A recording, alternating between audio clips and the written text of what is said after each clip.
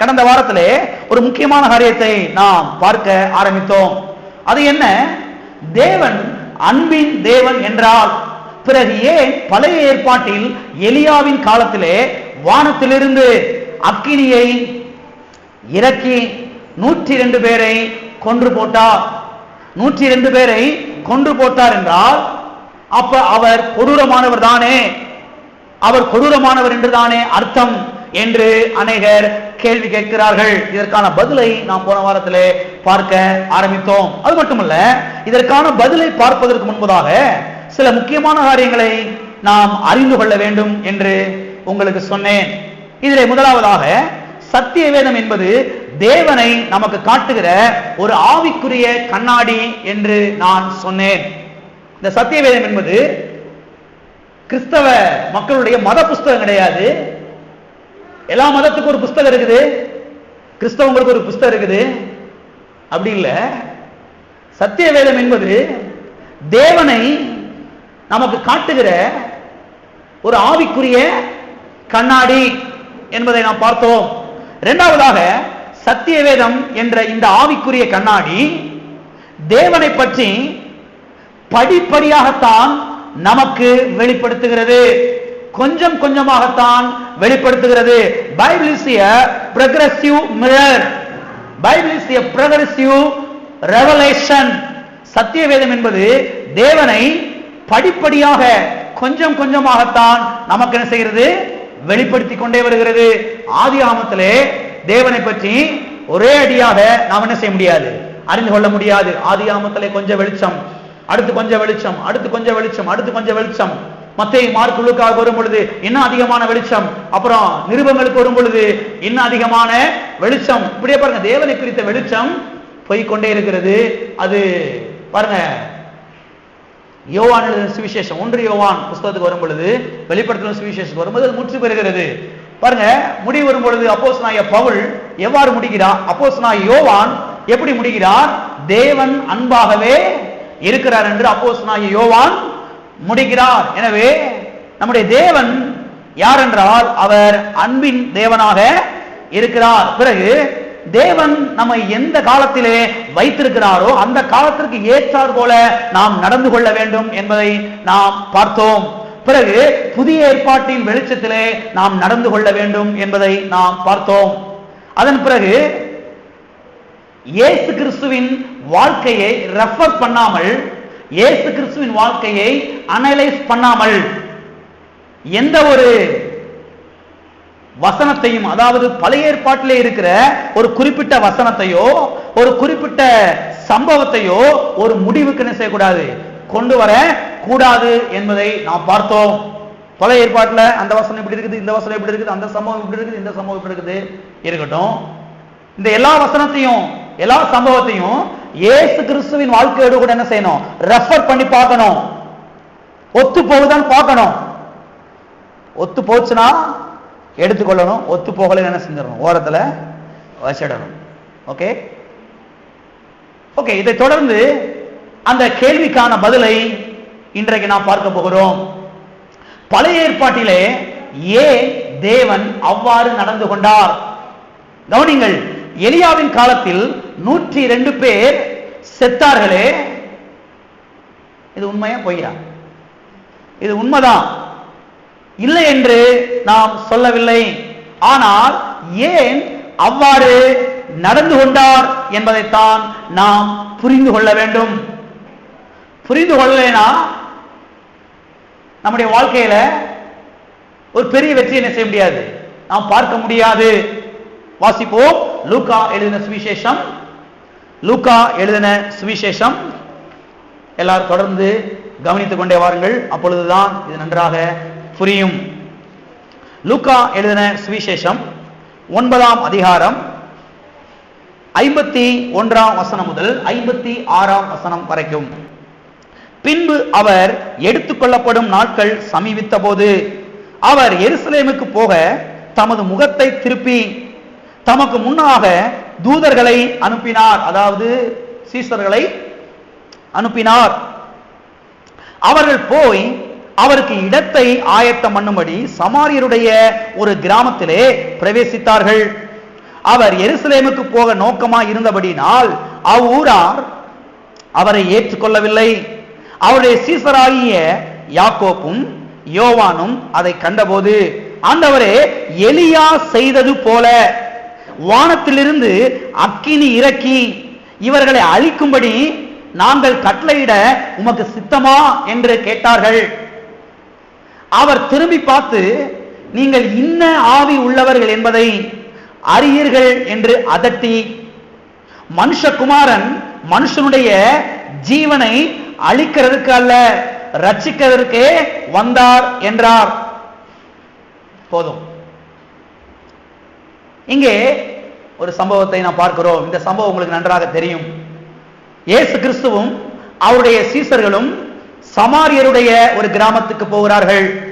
அப்பொழுது அந்த ஊரார் இவர்களை ஏற்றுக்கொள்ள மறுக்கிறார்கள்.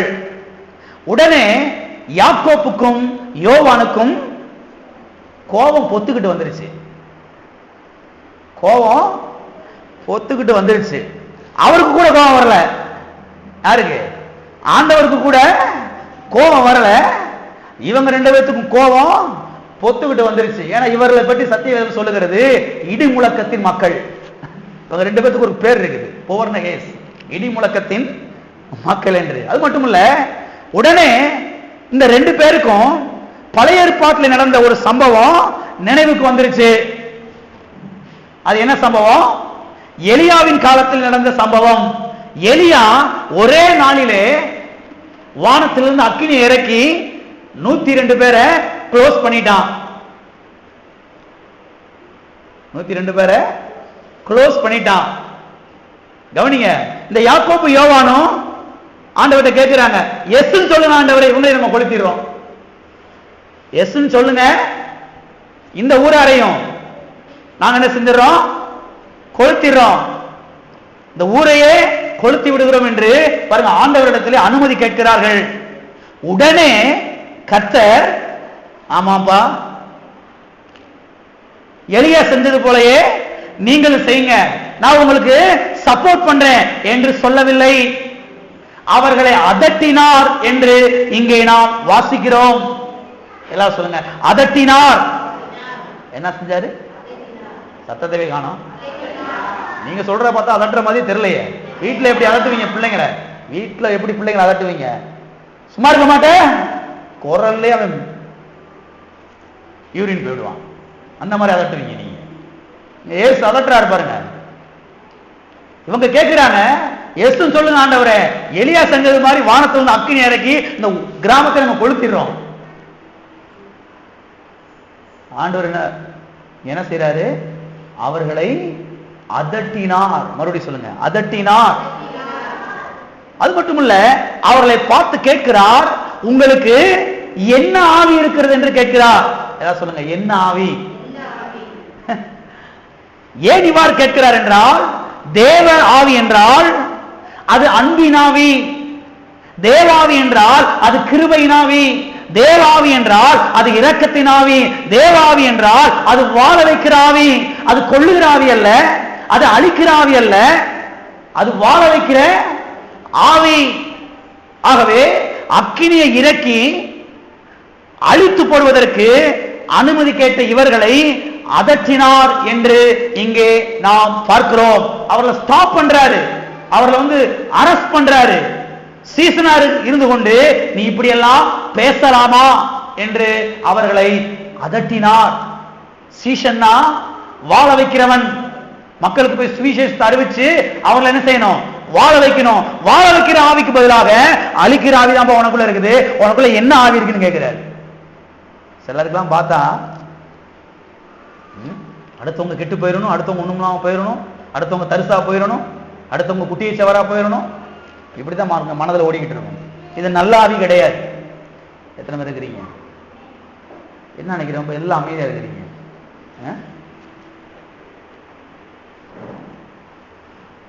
அது நல்ல ஆவி கிடையவே கிடையாது. சீசனாக இருக்க வேண்டியவன் இப்படியெல்லாம் நீ பேசலாமா என்று அவர்கள் என்ன செய்தார்? அதட்டினார். ஆழமாய் கவனிங்கள், அதே தேவன்தான் இங்கே வேற விதமாய் அவர் நடந்து கொள்கிறார். இதைத்தான் உங்கள் மனதிலே ஆழமாய் பதிக்க வேண்டும். இதைத்தான் உங்கள் மனதிலே ஆழமாக நிறுத்தி வைக்க வேண்டும். அது மட்டுமல்ல, இப்பொழுது ஒரு கேள்வி நமக்கு வருகிறது. அது என்ன? அப்படி என்றால் தேவன் மாறிவிட்டாரா? தேவன் மனமாறி விட்டாரா? அதாவது எலியாவின் காலத்தில் உள்ள தேவன் வேறே, புதிய ஏற்பாட்டிலே உள்ள தேவன் வேறேயா? புதிய ஏற்பாட்டிலே வேறே தேவனாக மாறிவிட்டாரா? எதை வருகிறீங்க? அனைவரும் கேட்கிறாங்க இல்லையா? பழைய ஏற்பாட்டில் எலியாவின் காலத்தில் அக்கினி வந்து இறங்கி 102 பேரை கொண்டு விட்டாரு. இங்க யாக்கோப்பு ஏவானும் வானத்திலிருந்து அக்கினி இறக்கி கொள்ளலான்னு கேட்கிறாங்களே, அவங்க அதட்டுறாரு. அப்ப பழைய ஏற்பாட்டில் இருந்த தேவன் வேறே, புதிய ஏற்பாட்டில் இருக்கிற தேவன் வேறேயா? பழைய ஏற்பாட்டின் தேவன் இப்ப புதிய ஏற்பாட்டுக்கு வந்த உடனே அவர் மாறிட்டாரா? மாறவில்லை. கவனிக்க வேண்டும். புதிய ஏற்பாட்டிலே வேறே தேவனாக மாறிவிட்டாரா? இல்லை. தேவன் மாறவில்லை, காலங்கள் மாறிவிட்டது. தேவன் மாறவில்லை, மக்கள் மாறிவிட்டார்கள். எனவே பழைய ஏற்பாட்டு ஜனங்களை அப்படித்தான் நடத்த வேண்டும் என்று தேவன் கட்டாயப்படுத்தப்பட்டார். எனவே அந்த காலம் வேறே, இந்த காலம் வேறே. அந்த காலத்தில் வாழ்ந்த மக்கள் வேறே, இந்த காலத்தில் இருக்கிற மக்கள் வேறே. தேவன் அதே தேவன் தான். தேவன் அன்பின் தேவன் தான். தேவன் மாறவே இல்லை. ஆனால் மக்கள் மாறிவிட்டார்கள், காலங்கள் மாறிவிட்டது. ஆகவே இதைத்தான் இன்றைக்கு இருக்கிற விசுவாசிகளும் பிரசங்கியார்களும் புரிந்து கொள்ள வேண்டும். அது மட்டுமல்ல, பழைய ஏற்பாட்டில் வாழ்ந்த ஜனங்களை அவ்விதமாய்த்தான் நடத்த வேண்டும் என்று தேவன் கட்டாயப்படுத்தப்பட்டார். சரி, ஏன் கட்டாயப்படுத்தப்பட்டார்? பழைய ஏற்பாட்டிலே வாழ்ந்த ஜனங்களை அவ்விதமாய்த்தான் நடத்த வேண்டும் என்று தேவன் கட்டாயப்படுத்தப்பட்டார். ஏன் கட்டாயப்படுத்தப்பட்டார்? ஏன் கட்டாயப்படுத்தப்பட்டார் என்றால், பழைய ஏற்பாட்டிலே இயேசு மனுஷனாக வரவில்லை. இயேசு மனிதனாக வராததினாலே பாவம் தண்டிக்கப்படவில்லை, பாவத்துக்கான கிரயம் செலுத்தப்படவில்லை, பாவத்துக்கான ரத்தம் சிந்தப்படவில்லை. ரத்தம் சிந்தாததினாலே மனிதன் மறுபடியும் பிறக்கவில்லை, மனிதனுடைய இருதயம் மாற்றப்படவில்லை, மனிதன் புது சிருஷ்டியாக மாறவில்லை, மனிதனுடைய இருதயம் கல்லாகவே இருந்தது. எனவே கல்லான மனிதனை கடுசான சில பாதையிலே நடத்தினாலொழிய அவனை சரியான வழியிலே நடத்த இயலாது. எனவேதான் அவர்களை, அதாவது பழைய ஏற்பாட்டு ஜனங்களை அவ்விதமாய் நடத்தும்படி தேவன் கட்டாயப்படுத்தப்பட்டார். எதற்கு புரிஞ்சிருச்சு? பழைய ஏற்பாட்டிலேயே தேவன் அப்படி நடந்து கொள்றாரு, புதிய ஏற்பாட்டிலேயே தேவன் இப்படி நடந்து கொள்றாரு. அப்ப தேவன் மாறிட்டாரா? பழைய ஏற்பாட்டில் தேவன் ஆக்ரோஷமான தேவன், புதிய ஏற்பாட்டில் அன்பின் தேவனா? இல்ல. பழைய ஏற்பாட்டிலையும் அவர் அன்பின் தேவன் தான், புதிய ஏற்பாட்டிலையும் அவர் அன்பின் தேவன் தான். தேவன் மாறவில்லை, காலங்கள் மாறிவிட்டது, மக்கள் மாறிவிட்டார்கள். எதற்கு புரிஞ்சு? ஓகே, இப்பொழுது இன்னொரு சம்பவத்தை வாசிப்போம். இதை வாசித்து விட்டு இன்னும் அதிகமாய் நான் உங்களுக்கு விளக்கி சொல்லுகிறேன். திருப்பிக் கொள்வோம் பழைய ஏற்பாட்டுக்கு. என்னாகமம் 15ஆம் அதிகாரம் 32 முதல் 36 வரைக்கும். இஸ்ரவேல் புத்திரர் வனாந்தரத்தில் இருக்கையில் ஓய்வு நாளில் விறகுகளை பொறுக்கி கொண்டிருந்த ஒரு மனிதனை கண்டுபிடித்தார்கள். எல்லாம் கவனிச்சுட்டே வாங்க. ஒரு மனிதனை கண்டுபிடித்தார்கள். விறகுகளை பொறுக்கின அந்த மனிதனை கண்டுபிடித்தவர்கள் அவனை மோசே ஆரோன் என்பவரிடத்திற்கும் சபையார் அனைவரிடத்துக்கும் கொண்டு வந்தார்கள். அவனுக்கு செய்ய வேண்டியது இன்னதென்று தீர்க்கமான உத்தரவு இல்லாதபடியினால் அவனை காவலில் வைத்தார்கள். எங்க வச்சாங்க? எதுக்கு காவல்ல வச்சாங்க? விறகு பொறுக்கினதுக்கு. என்னைக்கு விறகு பொறுக்கினதுக்கு? ஓய்வு நாள்ல. நமக்கு ஞாயிற்றுக்கிழமை சர்ச்சுக்கு வராம போய் விறகு பொறுக்கினதுக்கு எங்க போட்டாங்க? உங்களெல்லாம் அப்படி போட்டா எப்படி இருக்கும்? நல்லா இருக்குமா? சர்ச்சுக்கு இன்னைக்கு வரல, உங்களெல்லாம் பிடிச்சி ஜெயில போட்டுருவோம் சொல்லி போட்டா எப்படி இருக்கும்? வாசிக்கிறேன், கவனிங்க. அவனை காவலில் வைத்தார்கள். கர்த்தர் மோசேயை நோக்கி, அந்த மனிதன் நிச்சயமாய் கொலை செய்யப்பட வேண்டும், சபையார் எல்லாரும் அவனை பாளையத்துக்கு புறம்பே கல்லெறிய கடவர்கள் என்றார்.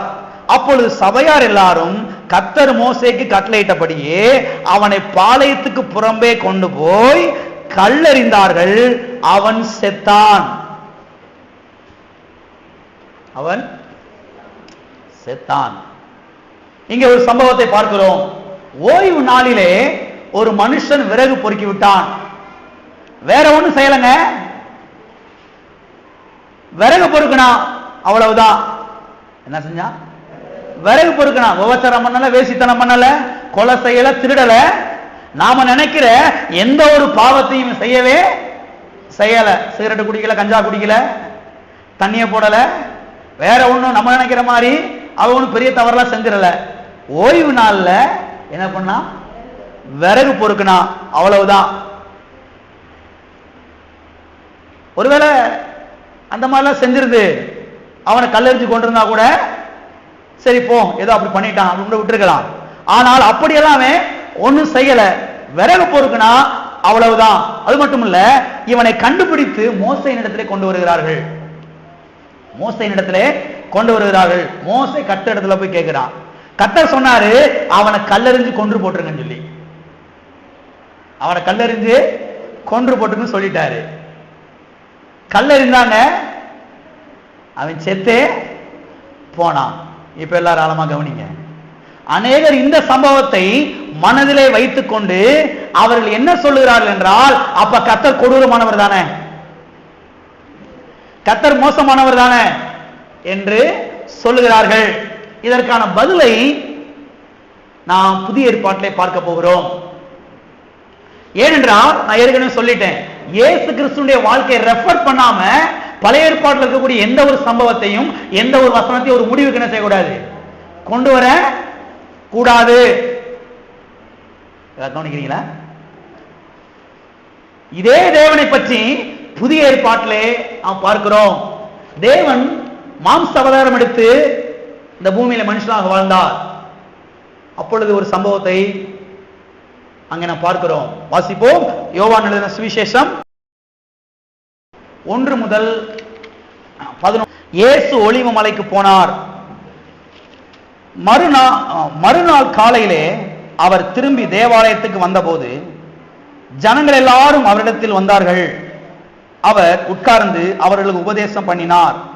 அப்பொழுது விபச்சாரத்திலே கண்டுபிடிக்கப்பட்ட ஒரு ஸ்திரியை வேதபாரகரும் பரிசேயரும் அவரிடத்தில் கொண்டு வந்து அவளை நடுவே நிறுத்தி, போதகரே, இந்த ஸ்திரீ விபச்சாரத்தில் கையும் மெய்யுமாய் பிடிக்கப்பட்டால் இப்படிப்பட்டவர்களை கல்லெறிந்து கொள்ள வேண்டும் என்று மோசே நியாயப்பிரமாணத்தில் நமக்கு கட்டளையிட்டிருக்கிறாரே, நீர் என்ன சொல்லுகிறீர் என்றார்கள். நீர் என்ன சொல்லுகிறீர் என்றார்கள். அவர் மேல் குற்றம் சுமத்துவதற்கான காரணம் உண்டாகும் பொருட்டு அவரை சோதிக்கும்படி இப்படி சொன்னார்கள். இயேசுவோ குனிந்து விரலினால் தரையிலே எழுதினார். அவர்கள் ஓயாமல் அவரை கேட்டுக்கொண்டிருக்கையில் அவர் நிமிர்ந்து பார்த்து, உங்களில் பாவம் இல்லாதவன் இவள் மேல் முதலாவது கல்லை எறிய கடவன் என்று சொல்லி அவர் மறுபடியும் குனிந்து தரையிலே எழுதினார். அவர்கள் அதை கேட்டு தங்கள் மனசாட்சியினால் கடிந்து கொள்ளப்பட்டு பெரியோர் முதல் சிறியோர் வரைக்கும் ஒவ்வொருவராய் போய்விட்டார்கள். இயேசு தனித்திருந்தார். அந்த ஸ்திரீ நடுவே நின்றாள்.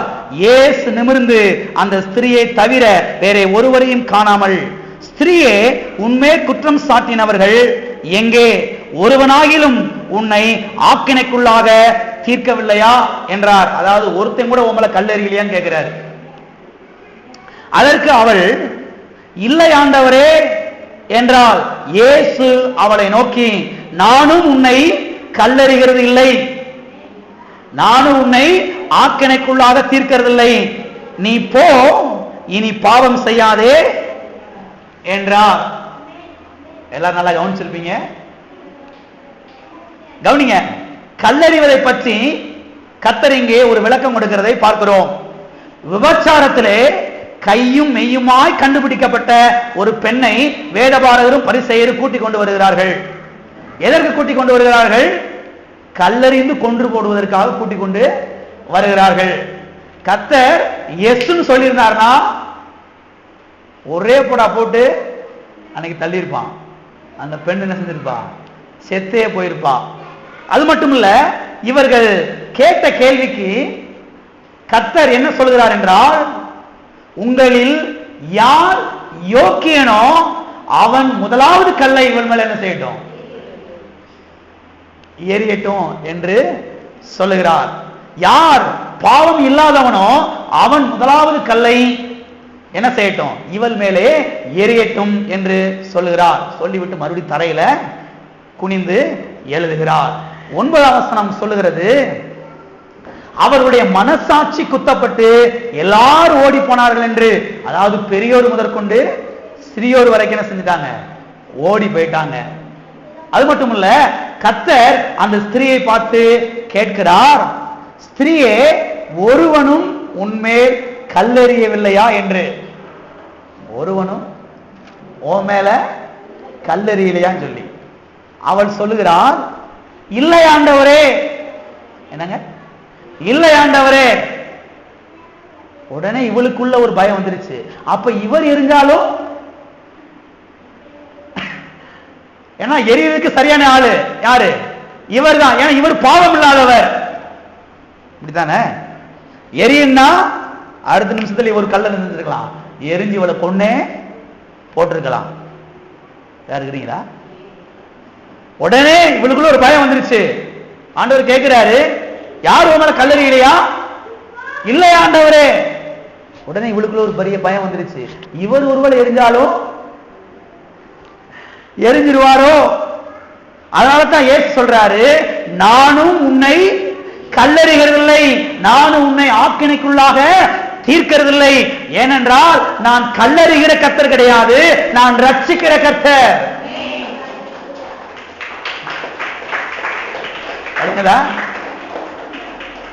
நான் கல்லறிகிற தேவன் அல்ல, நான் காப்பாற்றுகிற தேவன்.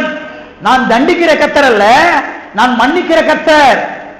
நான் அழிக்கிற கர்த்தர் அல்ல, நான் வாழ வைக்கிற கர்த்தர். எனவே கல்லறிய வேண்டும் என்றால் முதல் கல்லை இவர்தான் என்ன செஞ்சிருக்க வேண்டும்? எரிந்திருக்க வேண்டும். ஆனால் எரியவில்லை. எனவே இங்கே நாம் முக்கியமான ஒரு காரியத்தை கவனிக்க வேண்டும். இங்கே நாம் கவனிக்க வேண்டிய காரியம் என்னவென்றால், ஆயிரக்கணக்கான ஆண்டுகள் கடந்த பின்பு இங்கே வேறே வெளிச்சம் வீசுகிறது. பழைய ஏற்பாட்டிலே வீசின வெளிச்சம் வேறே, புதிய ஏற்பாட்டிலே வீசின வெளிச்சம் வேறே. என்னாகம புஸ்தகத்திலே வீசின வெளிச்சம் வேறே, யோவான் சுவிசேஷத்திலே எழுதின வெளிச்சம் வீசின வெளிச்சம் வேறே. எத்தனை புரிகிறது? எனவேதான் இன்றைக்கு நாம் எந்த காலத்திலே வாழ்ந்து கொண்டிருக்கிறோம் என்கிற வெளிச்சம் நமக்கு இருக்க வேண்டியது மிகவும் அவசியமாக இருக்கிறது. கர்த்தரை பற்றி எப்படிப்பட்ட ஒரு வெளிச்சம் இன்றைக்கு வீசுகிறது என்பதை நாம் கவனிக்க வேண்டும். கர்த்தரை பற்றி எப்படிப்பட்ட வெளிச்சம் வீசுகிறது?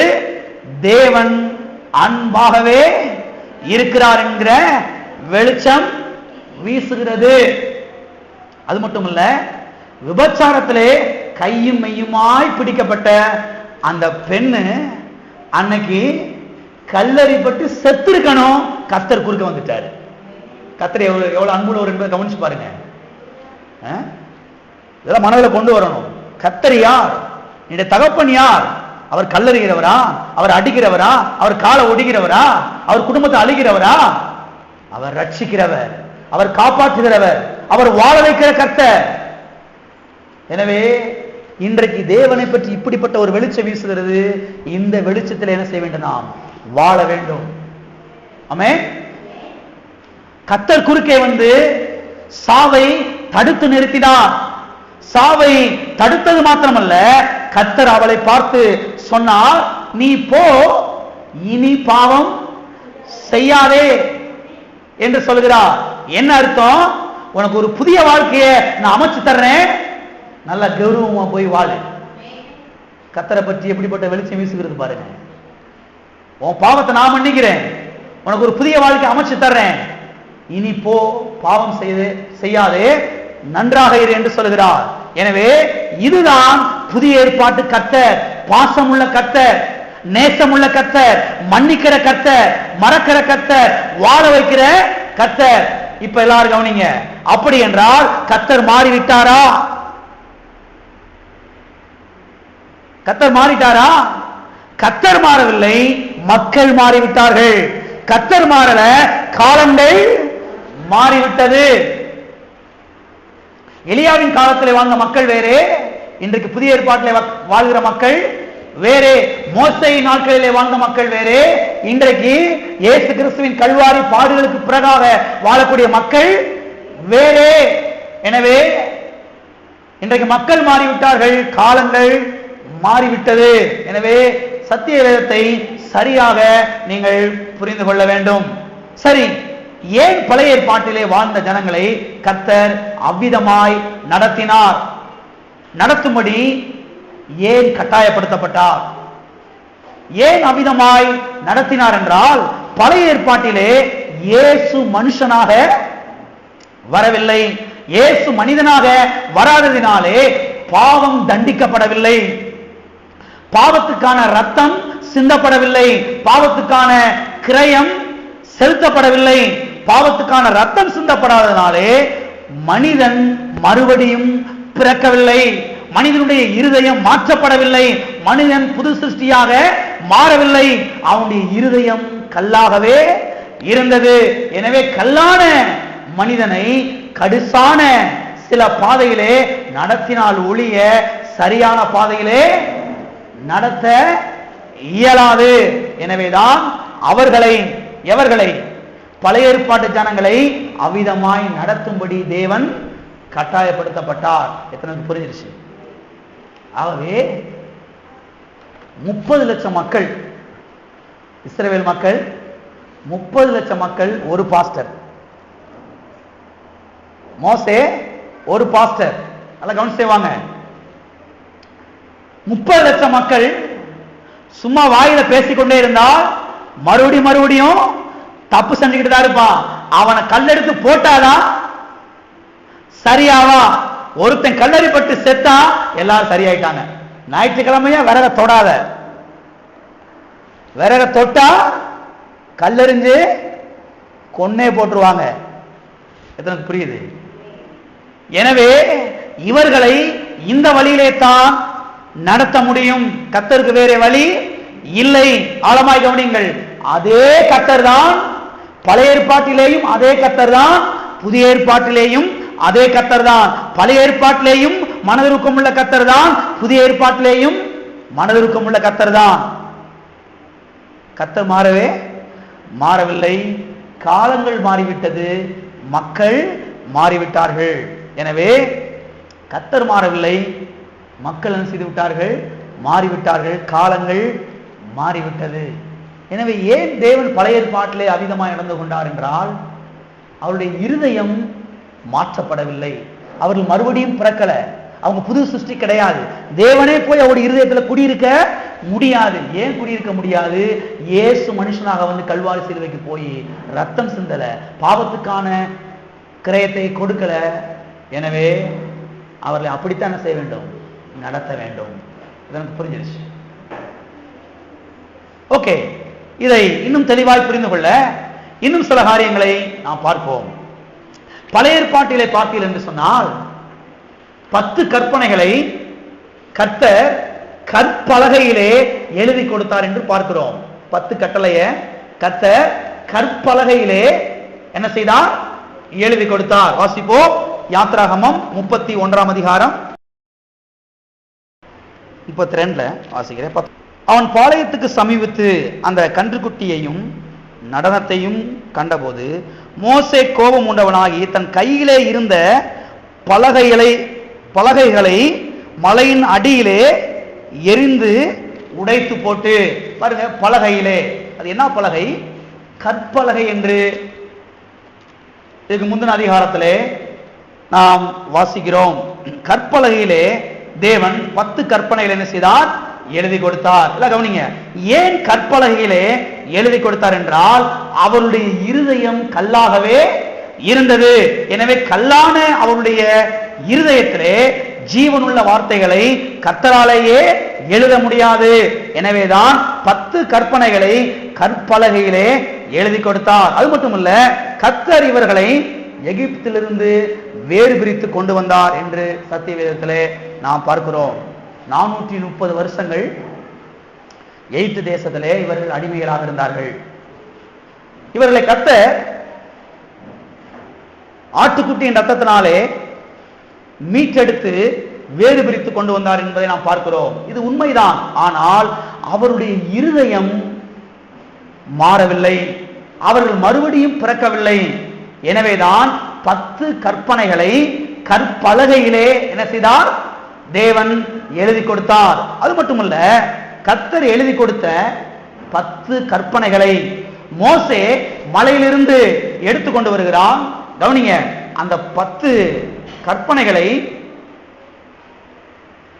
அவன் கொண்டு வந்து மக்களிடத்திலே ரீச் பண்ணுவதற்குள்ளேயும் அந்த 10 கற்பனையை செய்தார்கள். அவர்கள் மீறிவிட்டார்கள். அந்த கற்பலைகளும் என்ன செய்து விட்டது? உடைந்து போய்விட்டது. நல்லா கவனிங்க, கற்பனையும் உடைந்து போய்விட்டது, கற்பலகைகளும் உடைந்து போய்விட்டது. இதுதான் அவர்களுடைய நிலை. யாருடைய நிலை? பழைய ஏற்பாட்டு ஜனங்களுடைய நிலை. எனவே ஏன் பழைய ஏற்பாட்டு ஜனங்களை கர்த்தர் அவிதமாய் நடத்தினார் என்றால் அவருடைய இருதயம் கல்லாகவே இருந்தது. அவருடைய இருதயம் கல்லாகவே இருந்தபடியால் தான் அவர்களை கடுசான வழியிலே கர்த்தர் நடத்தினார். தேவன் கொடூரமானவர் கிடையவே கிடையாது. எத்தனை தெளிவடைகின்றது? அவருடைய இருதயம் மாற்றப்படவில்லை. அவருடைய இருதயம் கல்லாகவே இருந்தது. எனவே அவர்களை அவிதமாய் என்ன செய்ய வேண்டியது இருந்தது? நடத்த வேண்டியதாய் இருந்தது. தேவன் அன்பின் தேவனாக இல்லாததுனால கிடையாது, தேவன் கொடூரமானவராக இருந்ததுனால கிடையாது. மக்கள் அவருடைய இருதயம் என்ன செய்யப்படவில்லை? மாற்றப்படவில்லை, கல்லாகவே இருந்தது. எனவேதான் அவிதமாய் அவர்கள் என்ன செய்தார்?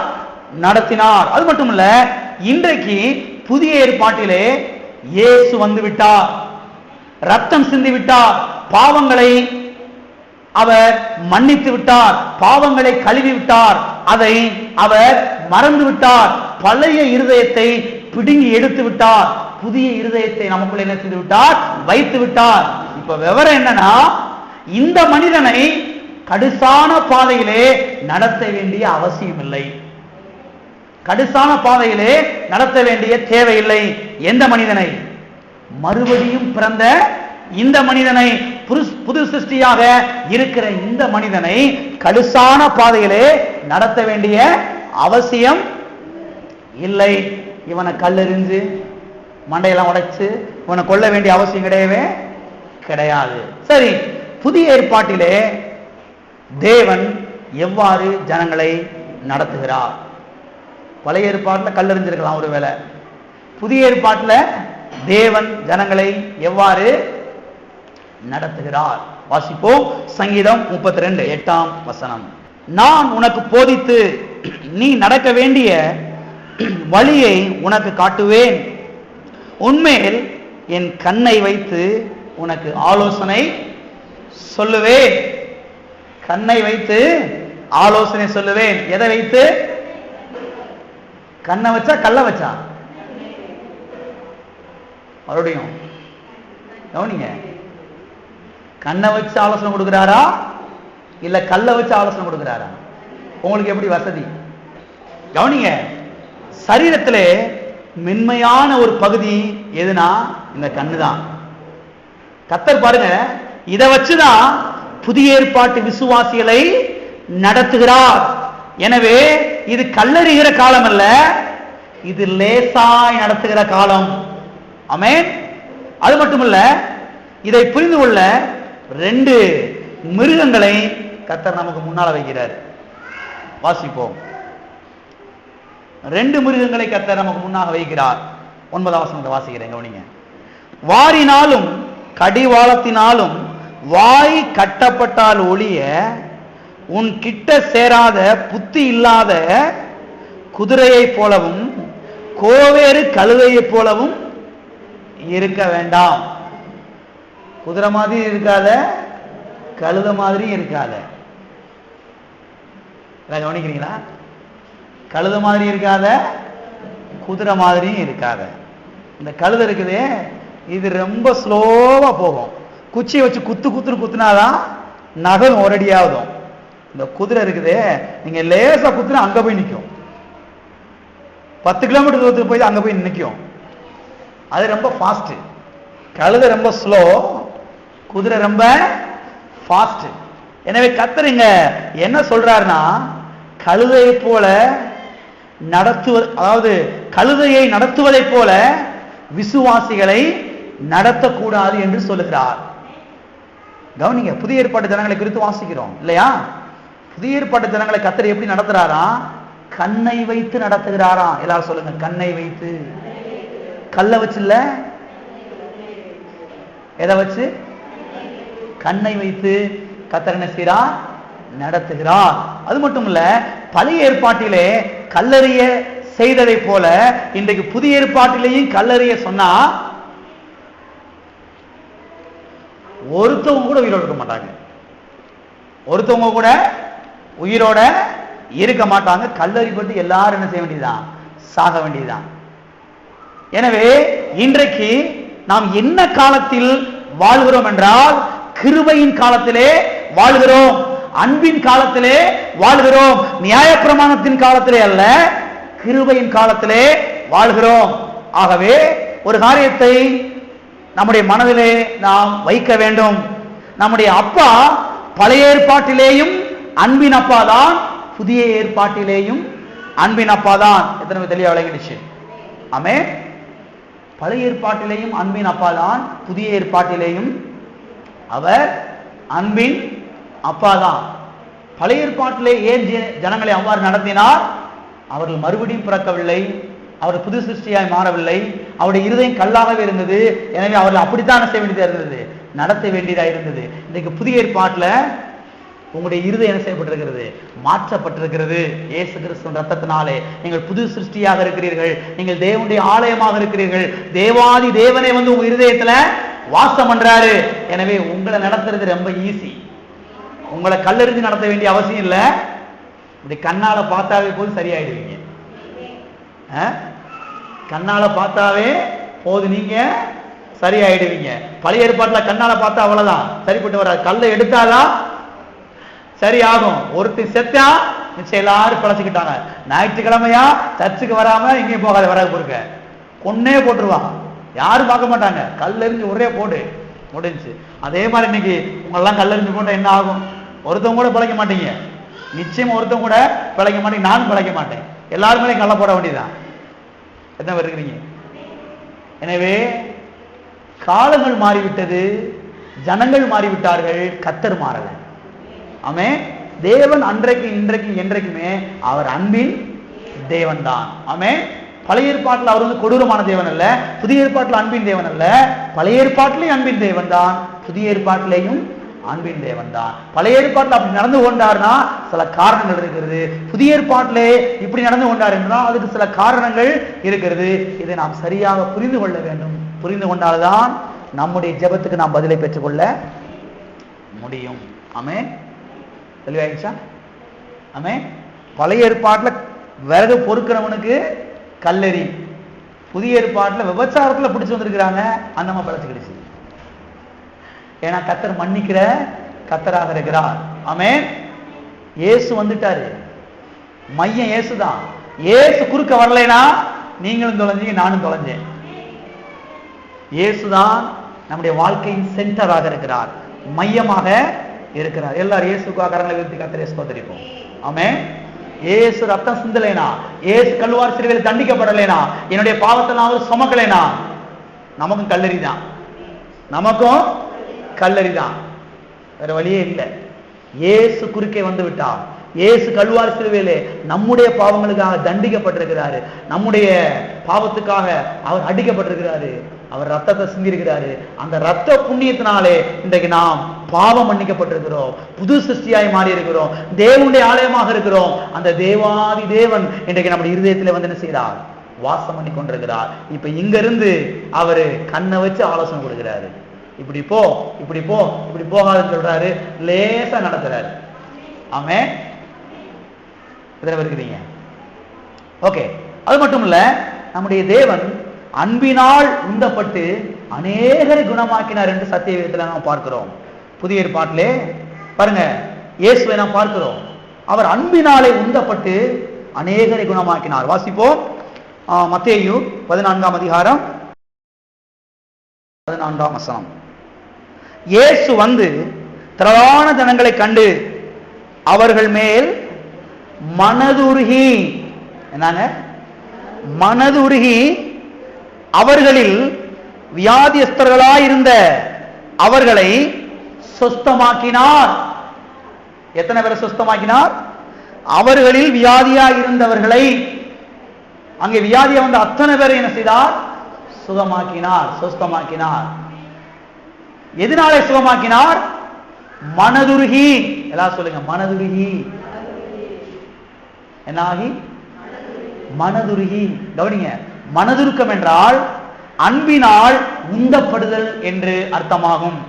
மனதுருக்கம் என்றால் அன்பினால் உந்தி தள்ளப்படுதல் என்று அர்த்தமாகும். எனவே இயேசு தன்னுடைய அன்பினாலே உந்தப்பட்டு அநேகரை என்ன செய்தார்? சொஸ்தமாக்கினார். சூம்பின கையுடைய மனிதனை அவர் சொஸ்தமாக்கினார். குஷ்டரோகிகளை அவர் சொஸ்தமாக்கினார். மனதுருக்கமாகி, மனதுருகி, அன்பினாலே உந்தப்பட்டு அவர் சொஸ்தமாக்கினார். எனவே நம்முடைய தேவன் கொடூரமானவர் அல்ல, அவர் அன்பின் தேவன். ஆமென். வாசிப்போம். மார்க் எழுதின சுவிசேஷம் 41. இயேசு மனதுருகி கையை நீட்டி அவனை தொட்டு, எனக்கு சித்தம் உண்டு, சுத்தமாகு என்றார். எனக்கு சித்தம் உண்டு, சுத்தமாக. இங்கேயும் பார்த்தீர்கள் என்று சொன்னால் இயேசு மனதுருகி சுத்தமாக்கினதை நாம் பார்க்கிறோம். அதாவது அன்பினால் உந்தப்பட்டு அவர் குணமாக்கினார் என்பதை நாம் பார்க்கிறோம். கவனிங்க, குஷ்டரோகியை தொடுவதற்கு யாருக்குமே இஷ்டம் இருக்காது, யாருமே இஷ்டப்பட மாட்டாங்க, தூரமாய்தான் அவர்கள் தள்ளி போவார்கள். ஆனால் இயேசுவோ குஷ்டரோகிய கூசாமல் தொட்டார். தொட்டது மாத்திரமல்ல, அவனை சொஸ்தமாக்கினார். இதுதான் இயேசு கிறிஸ்துவினுடைய அன்பு. எனவே நம்முடைய தேவன் கொடூரமான ஒரு அரக்கன் கிடையாது, அவர் அன்பாகவே இருக்கிறார். ஆமென். அவர் அன்பாகவே இருக்கிறார். அது மட்டுமல்ல, அன்பு எல்லாவற்றையும் விட பெரியது என்று சத்திய வேதம் சொல்லுகிறது. வாசிப்போம். 1 கொரிந்தியர் 13ஆம் அதிகாரம். அன்பு எல்லாவற்றையும் விட பெரியது. 1 கொரிந்தியர் 13ஆம் அதிகாரம் 13ஆம் வசனம். இப்பொழுது விசுவாசம், நம்பிக்கை, அன்பு இம்மூன்றும் நிலைத்திருக்கிறது. இவைகளில் அன்பே பெரியது. எது பெரியது? அன்பே பெரியது. எல்லாம் சொல்லுங்க, அன்பே பெரியது. எதை விட பெரியது? நம்முடைய துர்நாற்றத்தை விட பெரியது, நம்முடைய பாவத்தை விட பெரியது, நம்முடைய அக்கிரமத்தை விட பெரியது. எது பெரியது? தேவனுடைய அன்பு பெரியது. ஒரு உதாரணத்தை பார்ப்போம். இந்த அன்பே பெரியது என்பதற்கு ஒரு உதாரணத்தை நாம் பார்ப்போம். திருப்பிக் கொள்வோம். லூக்கா எழுதின சுவிசேஷம், லூக்கா 15:20. எழுந்து புறப்பட்டு தன் தகப்பனிடத்தில் வந்தான். அவன் தூரத்தில் வரும்போதே அவனுடைய தகப்பன் அவனை கண்டு மனதுருகி ஓடி, அதாவது அன்பினாலே உந்தி தள்ளப்பட்டு ஓடி அவன் கழுத்தை கட்டிக்கொண்டு அவனை முத்தம் செய்தான். பாருங்க, இந்த சம்பவம் உங்களுக்கு நன்றாக தெரியும். இங்கே மனம் திரும்பின மகனை குறித்து நாம் பார்க்கிறோம். இந்த இளையகுமாரன் தகப்பனுடைய சொத்தை பிரித்து வாங்கி கொண்டு தூர தேசத்துக்கு போய் அவன் வேசியிடத்திலே செலவழித்து அவன் கடைசியிலே பாருங்க பிச்சைக்காரனாக மாறிவிட்டான். அது மட்டுமல்ல, கடைசியிலே பாருங்க பன்றி தின்கிற அந்த தவிட்டை அவன் சாப்பிடுவதற்கு ஆசையாக இருந்தான். அதை கூட யாரும் அவனுக்கு என்ன செய்யல, கொடுக்கவில்லை. பன்றி குடிசைக்கே இவன் போய்விட்டான் என்று இந்த வேத பகுதியிலே நாம் பார்க்கிறோம். அது மட்டும் இல்ல, இவனுக்கு புத்தி தெளிந்த போது தகப்பனிடத்திலே வருகிறான். யாரிடத்திலே வருகிறான்? நன்றாய் கவனிங்கள். யார்கிட்ட வர்றான்? புத்தி தெளிஞ்ச உடனே யார்கிட்ட வரணும்? எல்லாருக்கும் விளங்குதா? சில சமயங்கள் தப்பு பண்ணிடுறோம், புத்தி தெளியுது, தெளிஞ்ச உடனே எங்க போயிடக்கூடாது? மறுபடியும் சாராய கடைக்கு போயிடக்கூடாது. புத்தி தெளிஞ்ச உடனே யார்கிட்ட வரணும்? யார்கிட்ட வரணுங்க? எல்லாம் சொல்லுங்க. அப்பாட்ட. எல்லாம் சொல்லுங்க. புத்தி தெளிஞ்ச உடனே அப்பாவிடத்திலே வர வேண்டும். சில சமயங்களில் ஏதோ தவறு பண்ணிடுறோம், தவறு பண்ண உடனே அப்பா விட்டு ஓடிடக்கூடாது. அப்பதான் அப்பா கிட்ட என்ன செய்யணும்? வர வேண்டும். இந்த இளையகுமாரன் தகப்பனிடத்திலே அவன் வருகிறான். தகப்பனிடத்திலே வந்தபோது இந்த தகப்பன் எவ்விதமாய் நடந்து கொண்டான் என்றால் அதைத்தான் நீங்க கவனிக்கணும். இந்த தகப்பன் எவ்விதமாய் நடந்து கொண்டான் என்றால், வாசிப்போம் மறுபடியும் அந்த வசனத்தை. எழுந்து புறப்பட்டு தன் தகப்பனிடத்துக்கு வந்தான். அவன் தூரத்திலே வரும்போதே அவனுடைய தகப்பன் அவனை கண்டு மனதுருகி, என்ன செஞ்சு? அவனை கண்டு மனதுருகி ஓடி அவன் கழுத்தை கட்டிக்கொண்டு அவனை முத்தம் செய்தான். அந்த வார்த்தை கவனிங்க. மனதுருகி, அன்பினாலே உந்தி தள்ளப்பட்டு அவன் ஓடுகிறான், கழுத்தை கட்டி பிடிக்கிறான், கன்னத்துல முத்தம் கொடுக்கிறான். நல்லா கவனிங்க. பன்றி குடிசைகள் வந்திருக்கிறான்,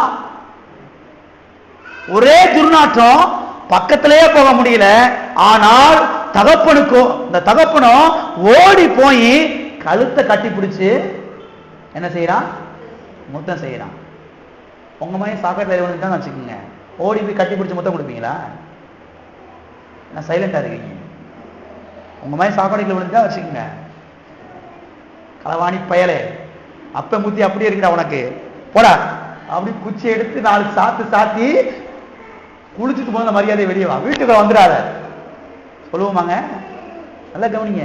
சொத்தை பிரிச்சுட்டு போயிட்டான், வேசி இடத்துல போய் எல்லாத்தையும் செலவழிச்சுட்டு வந்துட்டான், அப்பா பேரை கேவலப்படுத்திட்டு வந்துட்டான், பண்ணி குடிசைகளை படுத்து எடுத்துட்டு வந்திருக்கான்.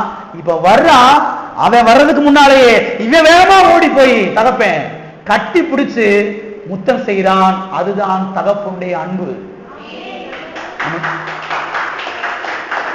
நம்முடைய அப்பாவை சரியா புரிஞ்சுக்குங்க. அதான் சொல்ல வர்றேன். நம்முடைய அப்பா ஒரு கொடூரமான அரக்கன் கிடையாதுங்க. ஆமா, நம்முடைய அப்பா கல்லெறிஞ்சு கொள்றவர் கிடையாது. அன்புக்கு நாற்றமே தெரியல. உன் பண்ணி குடிசை வீச்சமா நத்திங் போ, உன் பண்ணி குடிசை நாட்டத்தை விட என்னுடைய அன்புதான் பெரியது. உன்னுடைய பாவத்தை விட, உன்னுடைய அக்கிரமத்தை விட என்னுடைய அன்புதான் பெரியது என்று கர்த்தர் இங்கே காண்பிக்கிறார். எனவே தேவனுடைய பிள்ளைகளே, தகப்பனை சரியாக புரிந்து கொள்ள வேண்டும். இன்னைக்கு பாருங்க, கிறிஸ்தவ வட்டாரத்துல தகப்பன்னா ஒரு மோசமானவருங்க, கைய கால ஒடிக்கிறவர், அடிக்கிறவர், நொறுக்கிறவர், வியாதி கொடுக்கிறவர்ங்கிற ஒரு விதைய பிசாசு விதைச்சு வச்சிருக்கிறான். ஆனால் சத்தியவேத வித்தியாசமாய் சொல்லுகிறது நம்முடைய அப்பாவை பற்றி.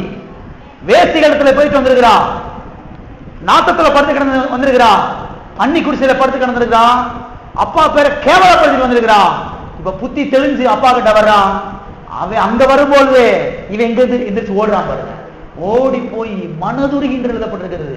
அதாவது அன்பினாலே உண்டி தள்ளப்பட்டு, அன்பு பாருங்க, அவன் சேர்ல உட்கார வைக்க முடியல, அப்பாவை தள்ளுது, போய் கட்டிப்பிடி முத்தம் மஞ்சு அவன் உன் பிள்ளை சொல்லி. நம்முடைய தேவன் இவ்விதமாய் நம்மை அன்பு கூறுகிறார். பாவியா இருக்கும் போதே அன்பு கூர்ந்தார் என்று சொன்னால், இன்னைக்கு இப்ப நான் அவருடைய பிள்ளையா இருக்கிறேன், இப்ப என்னை எந்த அளவுக்கு அன்பு கூறுவார். இப்ப ஏதோ சின்ன சின்ன தவறு பண்ணனால கர்த்தர் அப்படியே நரகத்துக்கு மேல தள்ளிட மாட்டாருங்க. சில தவறா புரிஞ்சு கொள்றாங்க. நீ தப்பு பண்ணிட்டியா போச்சு, அவ்வளவுதான். கர்த்தர் உன் ஜெபத்தை கேட்க மாட்டாரு. கர்த்தர் உன்னை தண்டிச்சிருவார், உன் காலை ஒடிக்க போறாரு, உன் தலை உடைய போகுது அப்படின்னு சொல்லி பாருங்க. இன்னைக்கு சபைகள்ல பிரசங்கம் பண்றாங்க. கவனிங்க, அதுதான் தேவனுடைய பிள்ளைகளே. நம்முடைய தேவன் கைய காலை ஒடிக்கிறவர் கிடையாது, மண்டையை ஒடிக்கிறவர் கிடையாது. நம்முடைய தேவன் மனதுருகி நம்மை கட்டி பிடித்து முத்தம் கொடுக்கிற தேவன். நம்முடைய தேவன் அவ்வளவு அன்பின் தேவனாக இருக்கிறார். ஆமென். அன்புக்கு நாத்தமெல்லாம் தெரியாது. அன்புக்கு நாத்தமெல்லாம் தெரியாது. பாருங்க, அன்பினாலே உந்தி தள்ளப்பட்டு இந்த தகப்பன் இதை செய்கிறான். அன்பு எல்லாவற்றையும் விட பெரியது. அது மட்டுமல்ல, தகப்பன் இவனுடைய தவறுகளை சுட்டி காட்டவே இல்லை, அவனை மன்னித்தான். டே முந்தானத்தை எந்த இடத்த படுத்து கிடந்த சொல்லு, முதல்ல விவரமா சொல்லு. சொல்ல அவனுக்கு வீட்டுக்குள்ள இடம் கிடையாது. அப்படிலாம் கர்த்தர் சொல்லவே சொல்லல. அந்த 2 நாளைக்கு முன்னாடி என்ன பண்ண, எந்த ஹோட்டல்ல தங்கி இருந்த, எந்த லாட்ஜில் படுத்து கிடந்த, அப்படிலாம் கர்த்தர் கேட்கல. எத்தனை விளங்குது? கர்த்தர் நம்முடைய பாவங்களை, நம்முடைய தவறுகளை தோண்டி துருவி வெளியெடுத்து நம்மளை சாத்து போடுற தேவன் கிடையாது. எத்தனை விளங்குது? இந்த மாதிரி தப்பு செஞ்சுட்டு வந்திருக்குதான், அவனுடைய தவறை சுட்டி காட்டவே இல்லை. இன்னைக்கு நம்மனா பாருங்க, வீட்டில் அன்னைக்கு நீ தப்பு பண்ணல, அன்னைக்கு நீ தப்பு பண்ண, அதை சொல்லியே அவனை தலையில அடிச்சு, அவனை நோகடிச்சு, அவன் ஒண்ணுமணம் ஆக்கிடுவோம். இந்த தகப்பனை பாருங்க, தவறை சுட்டி காட்டவே இல்லை, முற்றிலும் மன்னித்து விட்டா. ஏதாவது சொல்லுங்க, மன்னித்து விட்டா. கர்த்தர் முற்றிலுமாய் உங்களை மன்னித்து விட்டா. ஆமே, அது பெரிய தவறோ சின்ன தவறோ, கர்த்தர் உங்களை என்ன செய்து விட்டா, மன்னித்து விட்டா. அது மட்டும் இல்ல, அன்பு என்ன பண்ணுகிறது என்றால், அன்பு எல்லாவற்றையும் நமக்கு திரும்பவும் தருகிறது. இழந்து போன எல்லாவற்றையும் திரும்பவும் நமக்கு தருகிறது. வாசிப்போம், லூக்கா எழுதின சுவிசேஷம் 15ஆம் அதிகாரம் 22 வாசிக்கிறேன், எல்லாரும் கவனிங்க. அப்பொழுது தகப்பன் தன் ஊழியக்காரரை நோக்கி, நீங்கள் உயர்ந்த வஸ்திரத்தை கொண்டு இவனுக்கு உடுத்தி, இவன் கைக்கு மோதிரத்தையும் காலுக்கு பாதரட்சைகளையும் போடுங்கள், ஒரு கொழுத்த கன்றை கொண்டு அடியுங்கள், நாம் புசித்து சந்தோஷமாய் இருப்போம். கொழுத்தை கன்றை என்ன சொல்றாரு? அடிச்சு புசித்து சந்தோஷமா இருக்க சொல்றாரு. எல்லாம் கவனிங்க. இப்ப என்ன சொல்றாரு? உயர்ந்த வஸ்திரத்தை போட சொல்றாரு, காலுக்கு ஷூவை போட்டு விட சொல்றாரு, கைக்கு மோதிரத்தை போட சொல்றாரு, நல்ல பிரியாணியை கிட்ட சொல்றாரு. யாருக்கு? தப்பு செஞ்சுட்டு வந்தானே அவனுக்கு. அவனை கர்த்தர் மன்னிச்சு அவனுக்கு என்னெல்லாம் கொடுக்குறாரு பாருங்க. மறுபடியும் ட்ரெஸ்ஸை கொடுக்குறாரு, மறுபடியும் மோதிரத்தை கொடுக்குறாரு, மறுபடியும் ஷூவெல்லாம் கொடுக்குறாரு, மறுபடியும் அதே மேஜையில உட்காந்து அப்பா பக்கத்துல உட்காந்து சாப்பிடுற லெவலுக்கு உட்கார வைக்கிறாரு. நீ தப்பு பண்ணிட்டு வந்திருக்குவேன், உனக்கு வீட்டுக்குள்ள இடம் கிடையாது, ரோட்ல தட்டு வச்சிருக்கிறேன், வீட்டு வாசல்ல நாய்க்கு வைக்கிற மாதிரி ஒரு தட்டு வச்சிருக்கிறேன், அந்த தட்டுல சோறு கொண்டு கொட்டுவாங்க, அப்படி குடிச்சு அவனே படுத்து கிடந்துக்க, உனக்கு வீட்டுக்குள்ள இடம் கிடையவே கிடையாது. அப்படி சொல்லுகிற தேவன் அல்ல. நல்லா கவனிங்க. அன்பு நாம் இழந்து போன எல்லாவற்றையும் மறுபடியும் என்ன செய்யறது? நமக்கு பெற்று தருகிறது. ஆமென். வீட்டை விட்டு போறதுக்கு முன்னால இந்த மகன் எப்படி இருந்தானோ அது மாதிரியே மறுபடியும் என்ன செஞ்சார்? கர்த்தர் அவனை கொண்டு வந்துட்டார். மறுபடியும் மோதிரம், மறுபடியும் உயர்ந்த வஸ்திரம், மறுபடியும் ஷூ, மறுபடியும் அதே சாப்பாடு, அதே மேஜர். நான் சொல்லுகிறேன், ஒருவேளை சில தவறுகளை நீங்கள் செய்திருக்கலாம் கர்த்தருக்கு விரோதமாக, கர்த்தர் அதை மன்னித்து மறக்கிற தேவனாக இருக்கிறார். அது மாத்திரமல்ல, நீங்கள் இழந்து போன எல்லாவற்றையும் மறுபடியுமாய் கர்த்தர் உங்களுக்கு கொடுக்கிறவராக இருக்கிறார். ஆமென். ஒருவேளை தவறு நிமித்தமாக சில காரியம் நீங்கள் இழந்திருக்கலாம், கர்த்தர் மறுபடியுமாய் என்ன செய்வார்? உங்களுக்கு தருவார். ஆமென். எனவே நம்முடைய அப்பா எப்படிப்பட்டவர் என்பதை சத்திய வேதத்திலிருந்து நாம் கற்றுக்கொள்ள வேண்டும். அது மட்டுமல்ல, நம்முடைய அப்பா நாம் வீழ்ச்சி அடைவதிலே அவர் மகிழ்ச்சி அடைகிற தேவன் அல்ல. நம்முடைய வாழ்விலே அவர் மகிழ்ச்சி அடைகிறார் என்பதை நாம் கவனிக்க வேண்டும். பாருங்க, எந்த ஒரு தகப்பனுமே தான் பிள்ளை கெட்டு போவதை என்ன செய்ய மாட்டாங்க, விரும்ப மாட்டாங்க. நல்ல வேலை கெட்டு போயிட்டான், அடுத்தவங்க கெட்டு போகணும் கூட விரும்புவாங்களே தவிர தாம்பிள்ள கெட்டு போகணும்னு என்ன செய்ய மாட்டாங்க. நல்ல வேலைக்கு குட்டி தவறா போயிட்டான் அப்படின்னு எந்த அப்பா அம்மாவாதும் பிள்ளைய பத்தி நினைச்சிருக்கிறாங்களா? நினைக்கவே மாட்டாங்க. நல்லா கவனிங்க. நம்முடைய தகப்பன் எத்தனை அதிகம். நம்முடைய தகப்பன் நாம் வீழ்ச்சி அடைவதிலே, நாம் தோற்று போவதிலே அவர் மகிழ்ச்சி அடைகிற தேவன் அல்ல. நாம் வாழ்ந்து சுகமாக இருப்பதிலே, நாம் வெற்றி பெறுவதிலே அவர் மகிழ்ச்சி அடைகிற தேவனாக இருக்கிறார். வாசிப்போம், லூக்கா 15:32. உன் சகோதரனாகி இவனோ மரித்தான், திரும்பவும் உயிர்த்தான், காணாமல் போனான், திரும்பவும் காணப்பட்டான். ஆனபடினாலே நாம் சந்தோஷப்பட்டு மகிழ்ச்சியாய் இருக்க வேண்டுமே என்று சொன்னான் என்றார். மகிழ்ச்சியா இருக்குன்னு சொல்றாரு.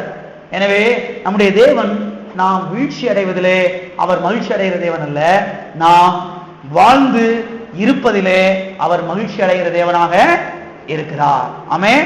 எனவே நம்முடைய தேவன் கொடூரமான ஒரு அரக்கன் அல்ல, அவர் அன்பின் தகப்பனாக இருக்கிறார். ஆமென். நம்முடைய தேவன் அன்பின் தகப்பனாக இருக்கிறார். பழைய ஏற்பாட்டிலேயும் அவர் அன்பின் தேவன் தான், புதிய ஏற்பாட்டிலேயும் அவர் அன்பின் தேவன் தான். இப்போ ஒரு கேள்வி வருது, இன்னொரு கேள்வி என்ன கேட்கிறாங்க, என்ன அநேகர் என்ன கேட்கிறாங்கன்னா, தேவன் அன்பின் தேவன்னா ஏன் கர்த்தர் ஆதாம் ஏவாளையும் அந்த தோட்டத்தை விட்டு வெளியே துரத்தினாரு? ஆதாம் ஏவாளும் ஏதேன் தோட்டத்தில் இருந்தாங்க, சந்தோஷமா இருந்தாங்க. பாவம் செஞ்சுட்டாங்க ரெண்டு பேருமே. பாவம் செஞ்ச உடனேயே கர்த்தர் என்ன பண்ணியிருக்கணும்? மறுபடியும் அந்த தோட்டத்திலேயே வச்சிருக்கணும்ல. ஏன் கர்த்தர் தோட்டத்துக்கு வெளியே துரத்தினார்? இவரே துரத்துறாரு, முதல்ல வெளியே ஓடி போயிடு துரத்துறாரு. நல்லா கவனிங்க, அந்த துரத்துனது அன்பு. துரத்தினாரே அதுதான் அன்பு. என்ன பாச எனக்கு புரியலையே, துரத்தினாரு எப்படி அன்பு? எப்படின்னா கவனிங்க, கர்த்தர் ஏதேன் தோட்டத்துல நன்மை தீமை அறியத்தக்க விருட்சத்தை வச்சாரு இல்லையா? நன்மை தீமை அறியத்தக்க விருட்சத்தின் கனியை வச்சாரு, ஜீவ விருட்சத்தின் கனியையும் வச்சாரு. நல்லா கவனிங்க, மனுஷன் பாவம் செஞ்சுட்டா இப்ப ஜீவ விருட்சத்தின் கனிய இந்த மனுஷன் அந்த தோட்டத்துல இருந்து சாப்பிட்டான்னு வச்சுக்கோங்களேன், அவனுக்கு சாவே வராது. சாவே வராதுங்க, அவன் என்னைக்குமே சாவே வராது அவனுக்கு. ஆதாமு இன்னைக்கு வரைக்கும் உயிரோடு இருந்திருப்பான். நம்ம இன்னைக்கு ஆதாம பார்த்திருக்கலாம், இத்தனை ஆண்டுகள் கழிச்சு ஆதாம பார்த்திருக்கலாம். நல்லா கவனிங்க, கர்த்தர் ஏன் அந்த தோட்டத்தை விட்டு துரத்தினாருன்னா அதுதான் அன்பு. அவனை துரத்தினாலதான் இயேசுவை இந்த பூமிக்கு தேவன் அனுப்பினார். இயேசு வந்து மீட்பை சிலுவையில் என்ன செய்தார்? உண்டு பண்ணினார். உண்டு பண்ணி இன்னைக்கு நம்மளை மீட்டு எடுத்திருக்கிறார். மனுஷனுக்கு பாருங்க, எவ்வளவுதான் நம்ம ரட்சிக்கப்பட்டிருந்தாலும், எவ்வளவுதான் நம்ம ஆண்டுடைய பிள்ளையா இருந்தாலும், நிச்சயமா ஒரு நாள் என்ன செய்ய போறோம்? நம்ம இந்த சரீரத்தில் சாவ போறோம் இல்லையா? இல்லையா? இல்ல அப்படியே இருக்க போறீங்களா? நிச்சயமா வயசான காலத்துல நமக்கு மரணம் இருக்குது. இயேசு கிறிஸ்து சீக்கிரம் வந்துட்டாருன்னா அப்படியே போயிடுவோம். இல்லைன்னா நிச்சயமாய் வயசான நாட்கள மரணம் இருக்குது. இந்த மரணம் மனுஷனுக்கு வர்றதே லாபம். தெரியுமா உங்களுக்கு? மனுஷன் சாகுறது லாபங்க. அதான் சொல்றாரு அப்போஸ்தலனாகிய பவுல், கிறிஸ்து எனக்கு ஜீவன், சாவு எனக்கு ஆதாயம், சாவு எனக்கு லாபம் சொல்றாரு. அவன் செத்தானா ஐயோ செத்தா நம்ம எங்க போறோம்னு நினைச்சிட்டு இருக்கிறான். ஆனா நான் செத்தா லாபம். என்னங்க லாபம்? எனக்கு புரியலையே. நான் செத்தா இயேசு கிறிஸ்து வந்து என்னைய மறுபடியும் உயிரோட எழுப்புவாரு. அப்ப என்ன நடக்குன்னா என்னைக்குமே எனக்கு சாவே வராத சரீரத்தை எனக்கு கொடுத்துருவாரு. அப்ப நான் நித்தியமா அவரோட என்ன செய்வேன்? இந்த சரீரத்திலேயே வாழுவேன். பாருங்க, துரத்துனதே அன்புதான். ஏன் தோட்டத்துல இருந்து ஆதாம் ஏவாள துரத்துனதே அன்புதான். அன்னைக்கு அவனை துரத்துல அவன் ஜீவ வருஷத்துக்கு கனியை சாப்பிட்டு இருப்பான். கடவுளே நினைச்சாலும் இவனை ரட்சிக்க முடியாது, இவனை வந்து மீட்க முடியாது. அவ்வளவுதான் போச்சு. இவனை ரட்சிக்கிறதுக்காகவே, இவனை மீட்கிறதுக்காகவே அவன் என்ன செஞ்சாரு? வெளியில 930 வருஷம் அவன் உயிரோட இருந்தான். அதுக்கப்புறம் அவன் மரிச்சான். நல்ல வேளைக்கு மரிச்சான். ஏன்னா அப்ப இயேசு வரும் பொழுது ஆதாம் மறுபடியும் எதிர்த்து வெளியே வந்துடுவான். இதுதான் தேவனுடைய அன்பு. எனவே பழைய ஏற்பாட்டிலையும் அப்படி நடந்தாரு, புதிய ஏற்பாட்டிலையும் இப்படி நடந்துக்கிறாரு. அப்ப பழைய ஏற்பாட்டின் தேவன் கொடூரமான தேவனா, புதிய ஏற்பாட்டின் தேவன் அன்பின் தேவனா? பழைய ஏற்பாட்டுல வேற மாதிரி, புதிய ஏற்பாட்டுல வேற மாதிரி நடக்கிறாரா? இல்ல இல்ல இல்ல. பழைய ஏற்பாட்டு மக்கள் வேறே, புதிய ஏற்பாட்டு மக்கள் வேறே. அந்த காலம் வேறே, இந்த காலம் வேறே. காலம் மாறி விட்டது, மக்கள் மாறி விட்டார்கள். எனவே இந்த ஜனங்களை இன்னைக்கு கல்லறிய வேண்டிய அவசியம் கிடையவே கிடையாது. கண்ணை வச்சு ஆலோசனை கொடுத்தாவே போதும், மக்களை நேரான வழியில் என்ன செஞ்சிடலாம்? நடத்தி விடலாம். ஆமென். எனவே நம்முடைய தேவன் அன்பின் தேவன். அவர் கொடூரமானவர் கிடையவே கிடையாது. அவர் அன்பினாலே உந்தப்பட்டு அநேகரை குணமாக்கிறான். ஆமென். மனதுருகி ஓடி போய் கட்டி பிடிச்சு முத்தம் கொடுத்தாரு. மனதுருகி பாருங்க, அவனுக்கு மறுபடியும் அந்த தானத்தை கொடுத்தாரு. நாம் வீழ்ந்து போவதிலே தேவன் மகிழ்ச்சி அடைகிற தேவன் அல்ல, நாம் வாழ்ந்து சுகமா இருப்பதிலே மகிழ்ச்சி அடைகிற தேவன். ஆண்டவர் என்ன பாஸ்டர் விரும்புறாரு? நான் நல்லா இருக்கிறத விரும்புறாரு. எல்லாரும் சொல்லுங்க, நான் நல்லா இருப்பதை கர்த்தர் விரும்புகிறார். மறுபடியும் சொல்லுங்க, நான் நல்லா இருப்பதை கர்த்தர் விரும்புகிறார். இன்னைக்கு சிலருக்கெல்லாம் ஆண்டவர்கிட்ட அந்த ஜெபம் பண்ணி கேட்டு சொல்லுங்க, ஆண்டவர்கிட்ட கேட்டு ஜெபம் பண்ணி சொல்லுங்க. நீங்க நல்லா இருக்கிறத தான் கர்த்தர் என்ன செய்றாரு? விரும்புகிறார். இதை நீங்கள் விசுவாசியுங்கள். ஆமென். நன்றி ஆண்டவரே, நீர் அன்பின் தேவன், நீர் அன்பின் தகப்பன். நீர் வந்து கொடூரமான தேவன் அல்ல, நீர் கொடூரமான ஒரு அரக்கன் அல்லப்பா.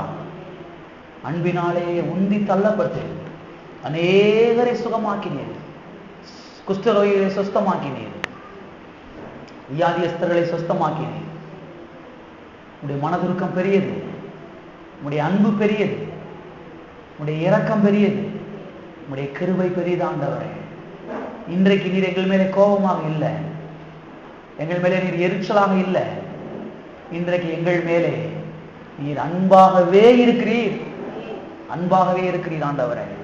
உடைய அன்பு பெரியது, உடைய அன்பு பெரியது ஆண்டவரே.